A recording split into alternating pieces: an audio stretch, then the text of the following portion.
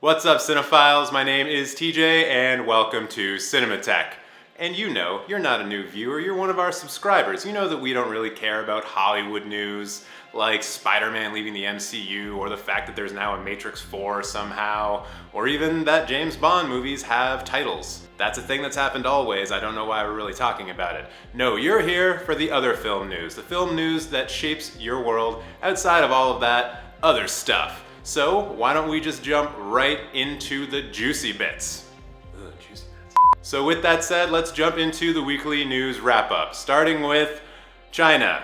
Again, Mulan lead actress Crystal Liu Tifei retweeted using the social media platform Weibo, which is essentially the Chinese Twitter, a post by the People's Daily, which is essentially a mouthpiece for the state. To be absolutely clear, the People's Daily is the official newspaper of the Communist Party of China, so they're totally unbiased. The post that she retweeted read, "I support the Hong Kong police, you can beat me up now." Now last week we also reported that Jackie Chan and Tony Leung Kai-fei also expressed their support for the Hong Kong police, and this is after weeks of pro-democracy protests that have been happening in Hong Kong. So now we have 3 high-profile Chinese actors coming out in support of the government in Beijing. Over the weekend, calls to boycott Yifei's upcoming Disney film Mulan echoed throughout social media, with the hashtag boycott Mulan becoming quite the big deal. Wow, the light just changed a lot. And now, as Rebecca Davies at Variety is reporting, the Chinese government has started using this boycott to their own advantage. They have started their own support Mulan hashtag, which is being retweeted all over the place by bots and the whatnot on social media platforms outside of China, so Twitter, Facebook, and the like. Davies reports that Chinese media outlets are praising the film, even though they haven't seen a single frame of Mulan outside of the trailers that we've all seen. Now, one of the interesting things that comes from all of this story, if you want to step back from the people of Hong Kong fighting for their democratic rights, is that this has put Disney in a very awkward position, especially when you look at some of the things they've done over the last few months. We reported a while ago that Disney was one of the studios that stepped in to say, hey Georgia, if you go ahead with the abortion ban that you're planning, we're not gonna shoot any of our projects in your state. And so at the time, Disney was able to take the high road and say, look, we actually care about human rights. But now, their upcoming film Mulan is being praised by literally the largest authoritarian government in the world. And if they speak out about it, or if they replace Yifei as the lead actor of Mulan, they could face the film not being released in China at all. And that could mean a huge hit to the box office potential of that film in China. We've talked about it before. Avengers Endgame made something like $600, maybe even now $700 million at the Chinese box office. And I don't think Disney is the type of company that just leaves money on the table. So it's going to be interesting to see how they react to this. Davies noted that Disney was contacted twice for comment on the article that she was writing, and they have yet to comment. So we're gonna have to keep an eye on this to see what they actually end up doing. Moving on, Netflix is having a hard time getting their film The Irishman into theaters, and that might be watering down their chances of winning Oscar Gold. The company is still in negotiations with AMC in the United States and Cineplex in Canada as to what kind of theatrical run The Irishman will get. Reports are that the theater chains are asking for a 3-month window of exclusivity, and Netflix has essentially been like, no, we don't do that. We're a streaming platform. Are you kidding?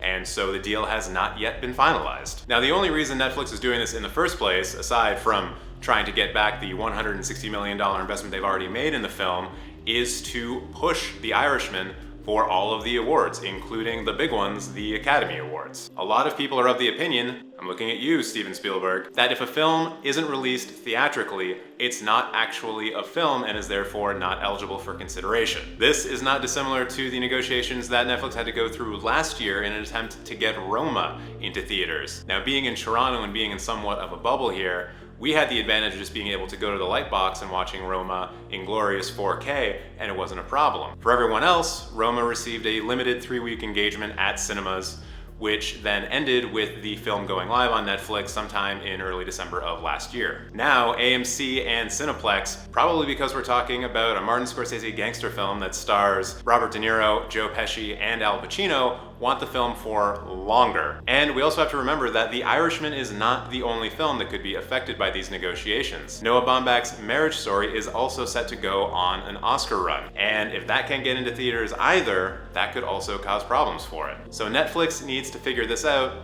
while also not pissing off the people who actually pay money for the service and who were told they would never have to go to a theater again. And now we're going to talk about TIFF, because we always do that. They released their schedule for the main festival on Tuesday, and after a couple of technical problems, which is par for the course for TIFF, unfortunately, it's always been like that, it probably always will be like that, people were able to see which films they would be able to see at what times of day, when during the week, and etc. There's no real news here except to remind you that you can now start figuring out your entire week and a half at TIFF if you're one of the crazy people who is actually doing the entire festival. And props to you if you are, I did that last year and it almost killed me. But I also want to announce that if you haven't yet figured out which films at TIFF you want to see, well, we're going to be helping you out with that. Next week, we're going to be releasing a video that breaks the films at TIFF down into 4 or 5 easy categories to highlight some films for you that we think are worth checking out. But I guarantee it'll be useful to you, so make sure to come back next week, early in the week, not on Fridays. We're still gonna do the news wrap next week, but we're also gonna have something else for you. It's gonna be pretty cool. So keep an eye out for that, and we're gonna help you get through TIFF in a sane manner. And in some related festival news, Fantastic Fest has released the second wave of films that are going to be in its festival this year. Some of the films that they've announced are films that were already announced for TIFF and that we've talked about on this channel, so we're not really going to go into it that much. However, I would like to highlight that they are adding in a complete LGBTQ+ slate, as well as a trio of films that have been co-programmed with the Mexico City Morbido Film Festival. It's gonna be a look at Mexican genre cinema, and that sounds pretty cool to me. You can check the link in the description and find all of the films that have been announced. It looks like it's gonna be a pretty good festival. It's basically TIFF, but like the genre version of TIFF. It's cool, I like it. I'm gonna go there one day. Moving on, and just before we talk about the cool trailers that came out this week, the Criterion Collection announced which films they are going to be releasing in November. The films include The Day Trippers by Greg Mottola, Cold War by Powell Palakowski, Betty Blue by Jean-Jacques Bienix, Now Voyager by Irving Rapper, and All About Eve by Joseph L. Menkowitz. Of note, out of these 5 films being added, is that Cold War is the first Amazon Studios film to be added to the Criterion Collection.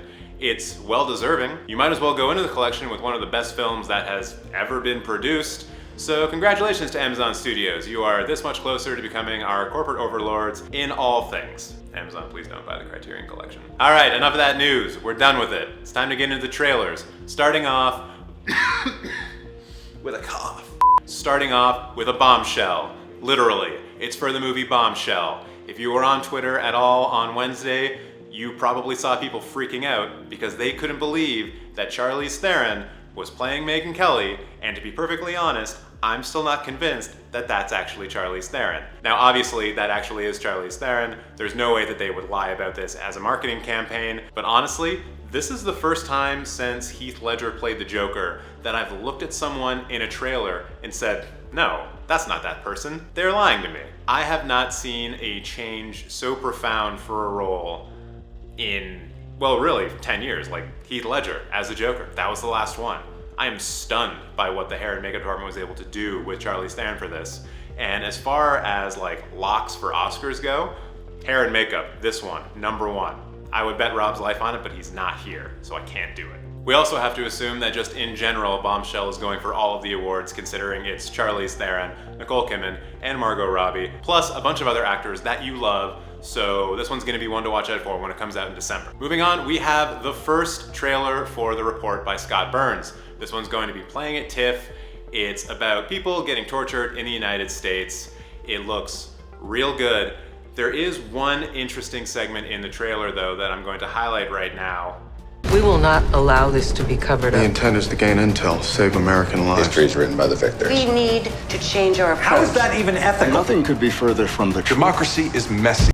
And we're back. Did you notice how they were saying really cliched things like all in a row? Which I thought was kind of an interesting move. And it made me wonder why they would do this, because it does make the film seem overly cliched. So is it actually not that cliched of a film and they're just trying to set us up here?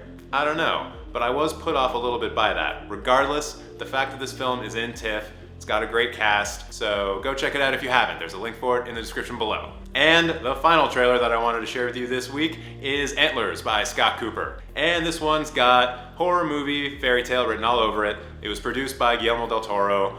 It looks pretty cool. It seems like in horror films especially, we're moving into a place where neon lights and strobing lights are kind of becoming the norm. And I know this has been going on for a little while, but now it almost seems codified. Like, every horror movie has it, at least the ones that people get excited about. You can look at Mandy as a great example of that. I'm sure when the trailer for Color Out of Space comes out, we are just going to be neon lighted in the face to death. And I personally really like that aesthetic, so I'm happy with this. A lot of the creature effects, the gore effects in this look practical, look pretty well done, and overall, I'm happy. And that, cinephiles, is all that I have to talk to you about this week. Please get in the comments below and let me know what you thought about all the stories that we talked about.